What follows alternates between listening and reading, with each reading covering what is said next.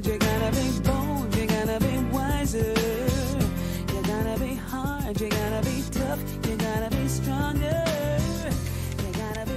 Alors, à quoi s'intéresse la planète web cette semaine? Mais justement, je vous avais promis de vous détourner un peu du foot, puisqu'on en parle beaucoup. C'est gentil. Et la Fashion Week arrive à grands pas, elle est actuellement à Milan, il y avait les défilés hommes qui commençaient cette semaine, et je me suis dit, qu'est-ce qu'il y a comme nouveauté? De quoi parle-t-on sur le web en matière de mode? J'ai peur. Non, parce qu'on part immédiatement à la découverte de ces nouvelles. Et de ces bonnes nouvelles, Laurent, puisque je commence par une très bonne nouvelle.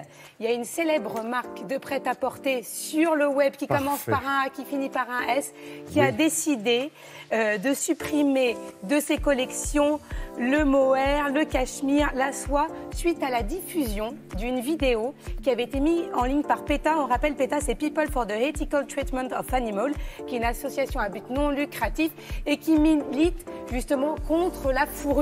Donc, à quand les marques de luxe vont elles aussi respecter ça? Écoutez, peut-être que ça sera bientôt, en tout cas, on l'espère. Ouais, c'est bien de les interpeller. On reste dans la laine, mais cette fois-ci, on part aux Pays-Bas, où là, il y a un designer qui s'appelle George Barat-Jones qui a imaginé le Cyclo Knitter. Et c'est pour faire patienter les voyageurs en cas de retard ou s'ils arrivent très en avance. Et donc, il vous faut 5 minutes de pédalage pour obtenir une écharpe. En tout cas, ça distrait, ça fait parler de lui et c'est plutôt sympa. Donc pourquoi pas importer cette bonne idée dans nos gares. On en reparlera cet hiver. Surtout qu'on peut en avoir besoin quand on attend un petit peu. On continue et là je vous emmène donc à Milan. Où il y a la Fashion Week, comme je vous le disais. Et c'est les premières sneakers escarpins, donc basket, escarpins. Comment être confortable sur des talons, c'est le problème que nous, les femmes, nous rencontrons. Et donc, on a trouvé cette solution. Est-ce qu'elle est esthétique? Bon, voilà, je vous laisse juger, mais en tout cas, ça a l'air d'être très confortable. Les guerres des étoiles. Hein. On ne sait plus quoi inventer. Voilà, ça, ce sont les deux créateurs. Voilà, on les connaît. En tout cas, ça ne laisse pas indifférent sur les réseaux sociaux. Hein.